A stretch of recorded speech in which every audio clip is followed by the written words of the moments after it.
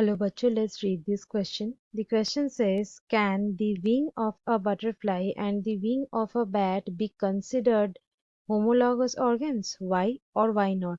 So इस question में पूछा गया है कि बटरफ्लाई का विंग और एक बैट का विंग ये दोनों स्ट्रक्चर को क्या होमोलॉगस ऑर्गन्स के रूप में कंसिडर किया जा सकता है, और जो आंसर होगा उसका एक प्रॉपर रीजन हमें प्रोवाइड करना पड़ेगा. So let's start the discussion. जानते हैं इस क्वेश्चन का की कंसेप्ट. इस क्वेश्चन का की कंसेप्ट है होमोलॉगस ऑर्गन्स. होमोलॉगस ऑर्गन्स, तो जानते हैं ये ऑर्गन्स क्या होते हैं. बेसिकली ये वो ऑर्गन्स होते हैं जिसका जो स्ट्रक्चर है, ये ऑर्गन्स का जो स्ट्रक्चर है, ये स्ट्रक्चर होता है सेम, बट फंक्शन, ये ऑर्गन्स का जो फंक्शन है, ये फंक्शन होता है डिफरेंट. जैसे कि एक एग्जाम्पल देते हैं. ये होता है व्हेल का जो फ्लिपर है, वो फ्लिपर ऑफ व्हेल, और उसके साथ साथ हॉर्स का लिम्स ऑफ हॉर्स.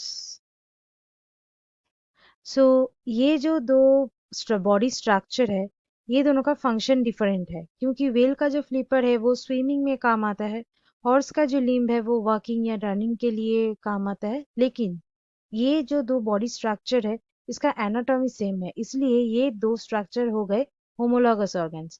अब ये क्वेश्चन में हमें दो बॉडी स्ट्रक्चर दिया गया है, दैट इज बटरफ्लाई का विंग और बैट का विंग. सो अगर ये होमोलॉगस ऑर्गन्स होता तो फंक्शन डिफरेंट होना पड़ता, बट यहाँ पे ये दो स्ट्रक्चर का जो फंक्शन है वो सेम है, क्योंकि ये दो स्ट्रक्चर का जो फंक्शन है वो कॉमन है, और वो है फ्लाइंग. ये दोनों स्ट्रक्चर ही फ्लाइंग में मदद करते हैं, इसलिए ये जो दो स्ट्रक्चर है ये होमोलॉगस ऑर्गन्स नहीं है, ये है analogous organs. Analogous organs. So ये एनालॉगस ऑर्गन्स क्या है? एनालॉगस ऑर्गन्स वो ऑर्गन्स होते हैं जिसका फंक्शन सेम है, जैसे कि यहाँ पे हुआ है फंक्शन, यहाँ पे है फ्लाइंग. सो फंक्शन हुआ है सेम, बट इसका जो स्ट्रक्चर है, ये स्ट्रक्चर यहाँ पे हो जाएगा डिफरेंट, क्योंकि यहाँ पे कॉमन एंसेस्ट्री नहीं है जो होमोलॉगस ऑर्गन में है.